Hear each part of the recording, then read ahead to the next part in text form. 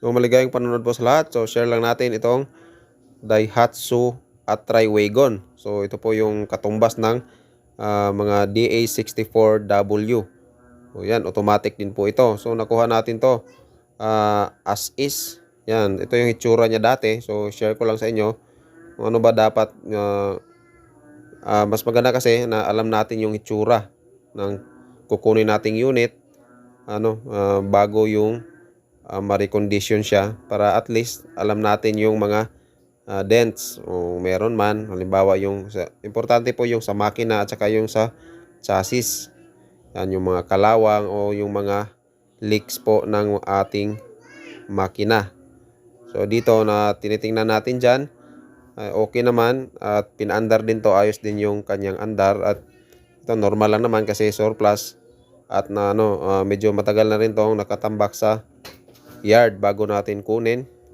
Meron talaga siyang mga dumi tsaka konting kalawang yan sa mga gilid-gilid, pero napaka minimal lang naman po nito.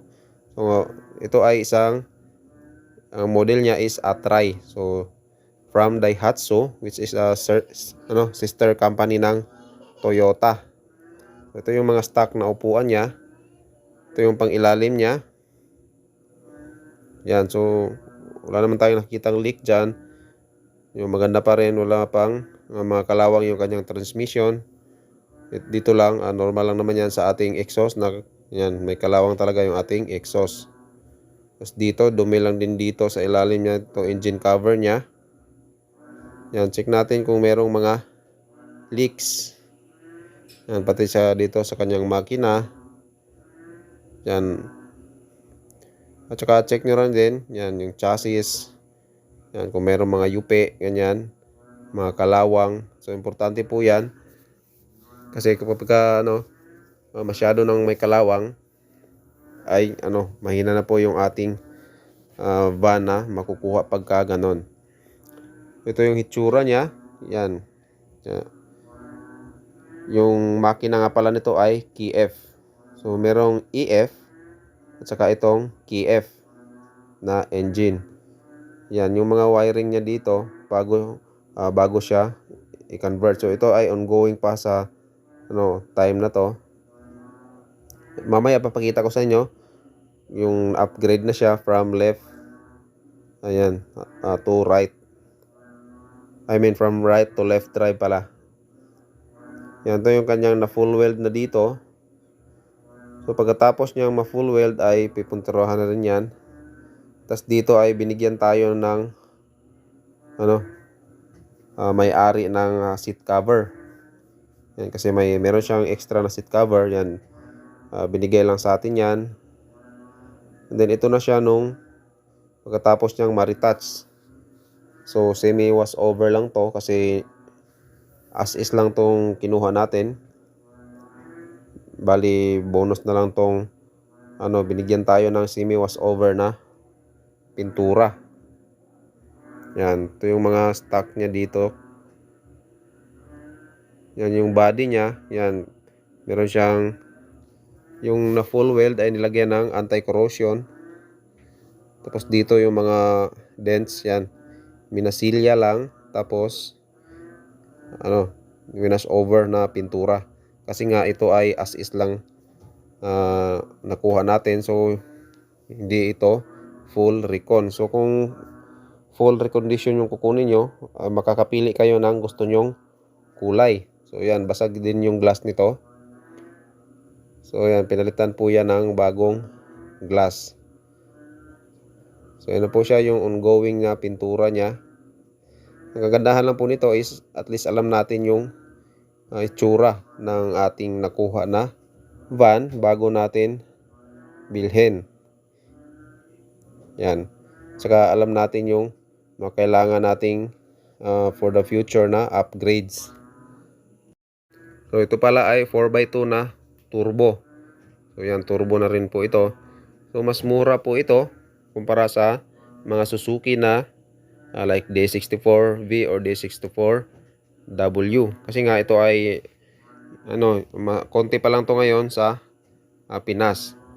Pero marami na to sa mga yarda. So hindi pa lang, yung iba kasi ay natakot sila kasi nga konti lang daw yung spare parts. So ito pala yung yard na pinagkunan natin yan. Marami siya mga units dyan. Yan, ito na yung na-convert na from right hand to left hand drive.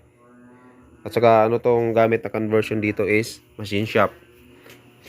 Yan, so yan, maganda naman yung response ng nandyan pa rin yung kanyang power steering. So napakalambot po ng manubela.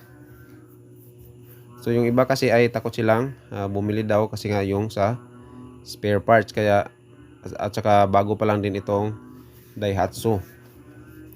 So based naman sa mga supplier at saka sa nag-convert nito, wala naman pong problema daw sa spare parts kasi yung ibang parts nito ay kaparehas lang din ng mga Suzuki na minivan at saka yung iba ay sa mga Toyota na kotse like Toyota Wigo, kasi yun ay kanyang sister company at parehas lang din yan ng makina from Daihatsu.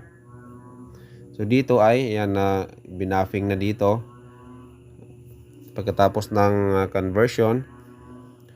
Yan dinetail ng konti kasi nga as is lang sana to, parang bonus na lang ng may-ari. Kaya yan, binigyan tayo ng bonus.